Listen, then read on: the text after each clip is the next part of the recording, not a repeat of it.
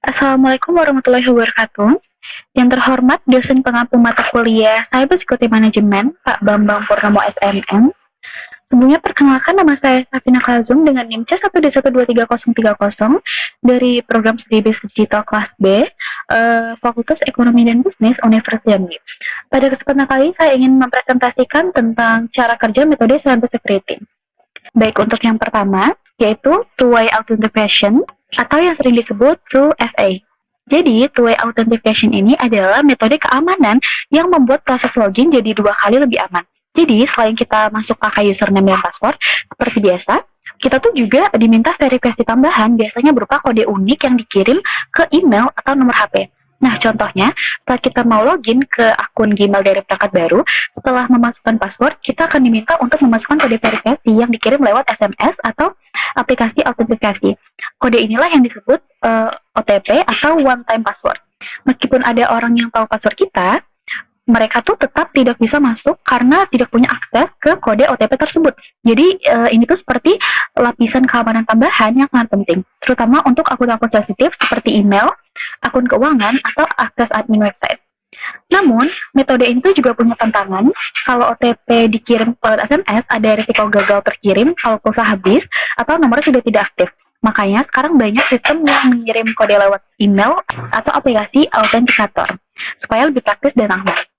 Nah, dalam jurnal yang saya baca, ada penelitian yang menguji 2FA ini untuk mengamankan halaman admin website. Prosesnya tuh menggunakan OTP yang dikirim ke email dan hanya bisa diakses jika pengguna juga tuh berada di dalam jaringan tertentu, yaitu dilindungi oleh firewall.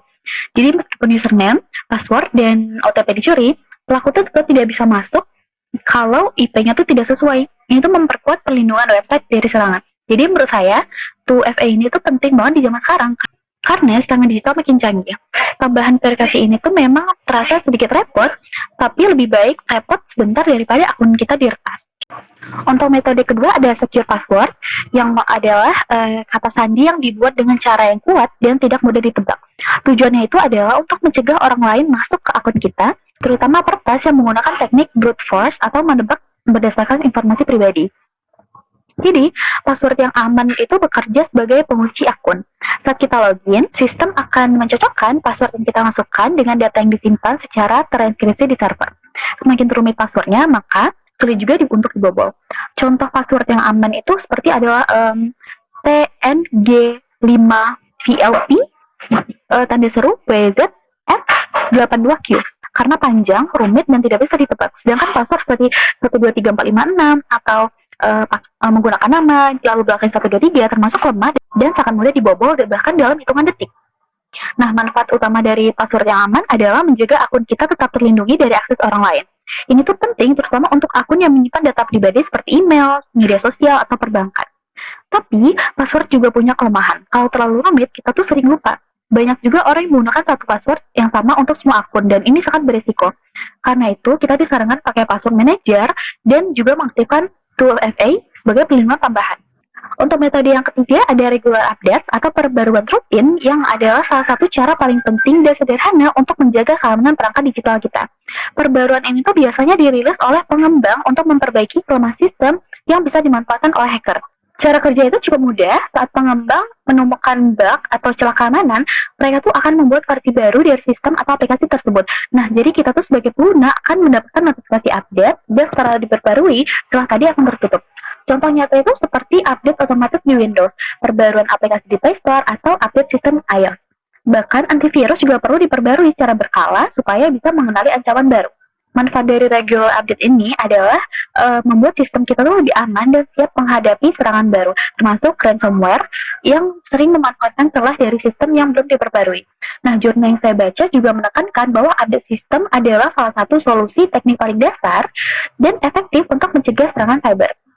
Tapi tentu saja itu ada kelemahannya. Kadang update dilakukan otomatis saat perangkat sedang kita pakai, atau ada update besar yang membuat sistem jadi error. Meski begitu, perbaruan ini tetap penting dan sebaiknya tidak diabaikan. Untuk metode keempat ada antivirus, yang mana adalah salah satu alat penting dalam menjaga keamanan komputer dan data pribadi kita. Fungsinya itu adalah untuk mendeteksi dan menghapus perangkat lunak berbahaya, seperti virus, trojan, worm, dan jenis malware lainnya.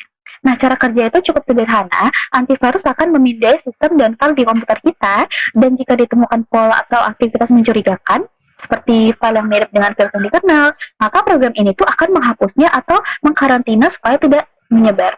Nah, contohnya itu seperti Windows Defender yang sudah bawaan di sistem operasi Windows atau software pihak ketiga seperti Avast atau Malwarebytes. Nah, mereka itu secara aktif menjaga agar komputer kita tuh tidak terinfeksi saat kita buka file, menjelajah internet, atau menggunakan USB. Manfaat utama dari antivirus itu melindungi kita dari kerusakan sistem, pencurian data pribadi, dan gangguan yang disebabkan malware. Bahkan menurut jurnal saya baca, malware itu tuh bisa menyerang secara diam-diam dan mengakses informasi penting seperti akun bank atau data pekerjaan. Tapi antivirus ini juga punya keterbatasan. Ada malware jenis baru yang mungkin belum terdeteksi jika database-nya belum diperbarui. Maka dari itu, penting untuk kita tuh mengupdate antivirus agar tetap efektif dalam melawan ancaman baru. Untuk metode kelima ada firewall, yang mana adalah salah satu pertahanan paling dasar dalam dunia cyber security. Nah, secara sederhana, firewall itu berfungsi seperti penjaga gerbang yang menyaring semua lalu lintas data yang masuk dan keluar dari jaringan. Nah, tujuannya itu tuh untuk menjaga akses yang tidak sah atau berbahaya ke sistem kita. Nah, cara kerja firewall ini tuh adalah dengan menetapkan aturan, misalnya hanya data dari alamat IP tertentu atau port tertentu yang diizinkan lewat. Kalau datanya tidak sesuai aturan, maka akan diblokir secara otomatis. Firewall ini tuh bisa berbentuk software yang terpasang di komputer atau hardware yang berdiri sendiri dan digunakan dalam jaringan perusahaan. Contoh firewall yang sering digunakan oleh Windows adalah firewall, Sophos, atau Fortinet. Nah, dalam jurnal yang saya baca juga firewall ini terbukti efektif memblokir serangan seperti virus, spyware, atau upaya peretasan yang mencoba masuk dari luar jaringan. Manfaat utama dari firewall ini tuh adalah menjaga data tetap aman dan membatasi siapa saja yang bisa mengakses sistem.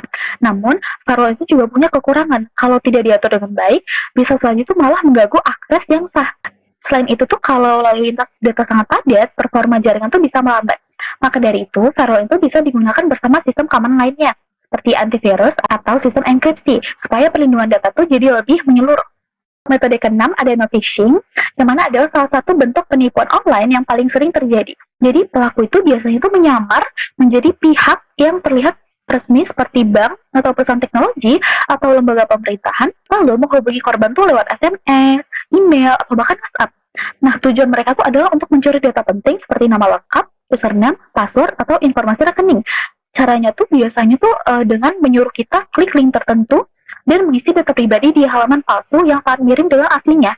Contohnya itu kita tuh dapat email yang seolah-olah dari bank yang mengatakan ada masalah di akun kita dan kita diminta klik link untuk verifikasi, tapi ternyata link itu tuh bukan mengarah ke website yang asli tapi mengarah ke website yang palsu. Nah, kalau kita isi data kita di sana, pelaku tuh bisa langsung mencuri akses ke akun kita. Dampaknya tuh bisa sangat serius, mulai dari uang hilang, akun dibajak, sampai data pribadi disalahgunakan. Bahkan untuk perusahaan bisa merusak reputasi dan memakan biaya untuk perbaikan keamanan. Nah, lalu gimana nih cara untuk menghindarinya? Pertama, jangan mudah percaya dengan pesan yang meminta data pribadi. Kedua, periksa alamat email atau link yang dikirim. Dan biasanya tuh ada perbedaan kecil yang mencurigakan. Ketiga, aktifkan verifikasi 2 langkah di akun yang penting supaya lebih aman walau password kita bocor. Dan yang paling penting, jangan pernah sembarang klik link dari sumber yang tidak jelas. Kita tuh juga perlu mengedukasi diri sendiri dan orang sekitar agar makin banyak orang yang paham soal bahaya phishing ini. Dengan begitu, kita tuh bisa jadi lebih waspada dan tidak mudah tertipu di dunia digital. Untuk metode ke-7 ada encryption atau dalam bahasa Indonesianya disebut enkripsi. Nah, ini tuh adalah salah satu cara untuk mengamankan data dengan cara mengubahnya menjadi kode acak yang tidak bisa dibaca sembarangan. Jadi, kalau ada orang yang mencoba mencuri datanya di tengah jalan, mereka hanya akan melihat tulisan aneh yang tidak bisa dimengerti kecuali mereka punya kuncinya. Cara kerjanya itu sederhana, yaitu pertama, data asli seperti teks atau file akan dienkripsi menjadi kode acak. Setelah itu, data tersebut bisa dikirim dengan aman. Di sisi penerima, data tersebut akan dibuka atau dideskripsi menggunakan kunci khusus agar kembali jadi data asli. Untuk contoh paling mudah adalah pesan di WhatsApp. Saat kita kirim pesan, sistem WhatsApp itu otomatis mengekripsi isi pesan. Jadi, hanya penerima yang bisa membacanya. Hal yang sama juga berlaku di transaksi di internet banking atau saat menyimpan file di cloud. Nah, manfaat utama dari encryption ini adalah untuk menjaga privasi dan keamanan data. supaya tidak bisa dibaca, dicuri, atau diubah oleh orang yang tidak berhak. Ini tuh sangat penting untuk data-data penting seperti informasi keuangan, identitas, dan komunikasi rahasia. Tapi encryption itu juga punya kelemahan. Misal kalau kuncinya hilang atau bocor, maka data itu bisa saja tidak bisa dibuka atau justru malah terbaca oleh orang lain. Dan kalau datanya besar, proses enkripsi dan deskripsinya itu bisa memperlambat sistem. Baik, untuk metode terakhir ada secure DNS atau DNS yang aman. Yang mana ini tuh adalah sistem yang ditingkatkan keamanannya agar pengguna tidak diarahkan ke situs palsu. Seperti yang kita tahu, bahwa DNS ini tuh bekerja sebagai buku alamat email, yaitu menerjemahkan nama situs seperti google.com menjadi angka IP yang dimengerti komputer. Nah, celah keamanannya adalah siapapun yang bisa mencoba menyamar sebagai DNS palsu. Disinilah secure DNS berperan. Dengan bantuan teknologi yang namanya Domain Name System Security Extension, setiap data itu yang dikirim oleh DNS akan diberi tanda tangan digital. Lalu tanda tangan itu berfungsi seperti stempel asli untuk memastikan bahwa data tersebut tuh memang benar dari sumbernya, bukan dimanipulasi pihak ketiga. Contohnya tuh saat kita mengakses website bank, sistem DNS SEC ini akan memastikan bahwa alamat yang kita tuju benar milik bank tersebut, bukan situs tiruan yang bisa mencuri data kita. Keuntungannya itu adalah kita terlindungi dari serangan DNS spoofing, di mana penyerang menyamar jadi server DNS dan mengarahkan kita ke situs palsu. DNS SEC ini juga mencegah serangan cache poisoning yang bisa memanipulasi hasil pencarian DNS. Tapi tetap ada kekurangannya. Tidak semua server DNS atau penyedia layanan mendukung DNS SEC. Dan dalam jangka panjang, teknologi itu juga masih rentan jika suatu saat muncul serangan dari komputer kuantum yang sangat canggih. Meski begitu, menggunakan secure DNS itu adalah langkah penting untuk membuat aktivitas internet kita lebih aman, baik untuk pengguna biasa maupun untuk perusahaan. Baik, sekian presentasi dari saya. Mohon maaf bila ada salah kata, semoga ilmunya bermanfaat. Wassalamualaikum warahmatullahi wabarakatuh.